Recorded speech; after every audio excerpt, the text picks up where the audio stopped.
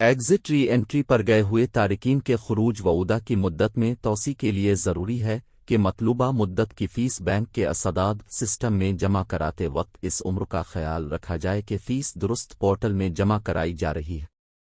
Bank کے اسداد option میں بیرون مملکت گئے ہوئے تارکین کے خروج وعودہ کی مدت میں توسیع کے لیے فیس جمع کرانے کی سہولت الگ فراہم کی گئی ہے، جس کی وضاحت بیرون مملکت گئے ہوئے تارکین کے طور پر کی گئی ہے، جبکہ مملکت میں رہنے والوں کے لیے خروج وعودہ کے اجرا کے لیے بینک کے اسداد سسٹم میں جمع کرائی جانے والی فیس کا پورٹل جدا ہے۔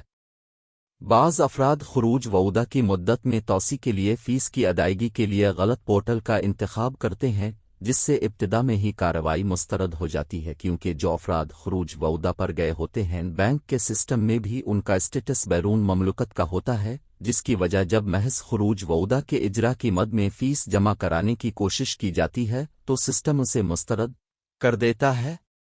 بینک کے سداد سسٹم میں خروج وعودہ میں توسیع کی مد میں مقررہ اور مطلوبہ مدت کی فیس جمع کرانے کے بعد ابشر پورٹل کے ذریعے کارکن کے خروج وعودہ کی مدت میں توسیع کی کمانڈ دے سکتے ہیں۔